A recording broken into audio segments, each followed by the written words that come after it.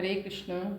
पुरुष प्रकृतिस्थो हि भुङ्क्ते प्रकृतिजान् गुणान् कारणं गुणसङ्गोऽस्य सदसद्यो निजन्मसु।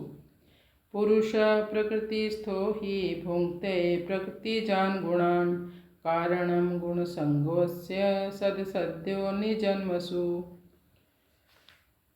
भगवान बताते हैं क्यों पुरुष को कभी उत्तम योनि और कभी अधम योनियों में जाना पड़ता है। यह पुरुष यानी यह जीवात्मा प्रकृति में स्थित है। यह शरीर भी प्रकृति का ही एक अंश है, लेकिन इसमें भोग करने की इच्छा होती है। इस इच्छा के कारण इस जीवात्मा को कई तरह के शरीर धारण करने पड़ते हैं।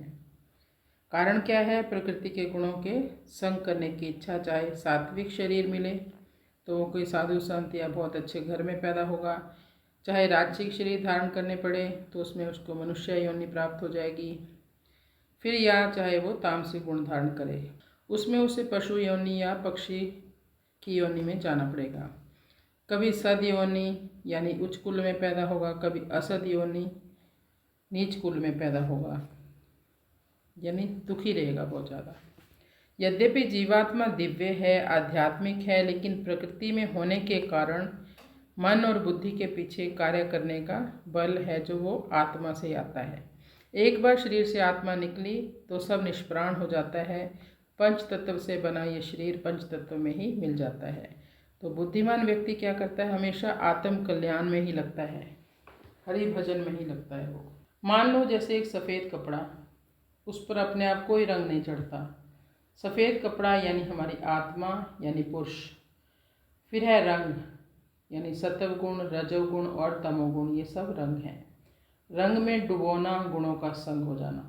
जिस रंग में कपड़ा डुबोएंगे वही रंग उस पर चढ़ जाएगा। इसी तरह आत्मा जिस गुण का अधिक संग करती है उसका प्रभाव जीवन और कर्मों पर पड़ता है।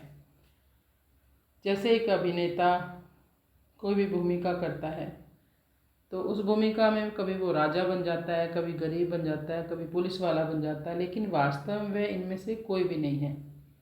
भूमिका बदलती रहती है, उसके रोल्स जो बदलते रहते हैं। इसी प्रकार आत्मा शुद्ध है, लेकिन प्रकृति के गुणों के संग के कारण अलग अलग शरीर धारण करती है और जन्म मरण का अनुभव करती है।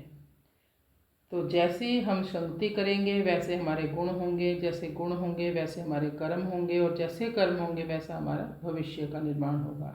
इसलिए सत्व गुण बढ़ाने, सत्संग करने और भगवान की भक्ति करने से आत्मा बंधन से मुक्त होने की दिशा में बढ़ती है। तो हमें क्या करना है?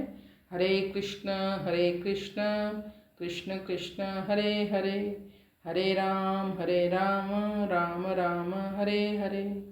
अभी से, आज से ही आत्मा के कल्याण में लग जाओ। ये शरीर नाशवान है।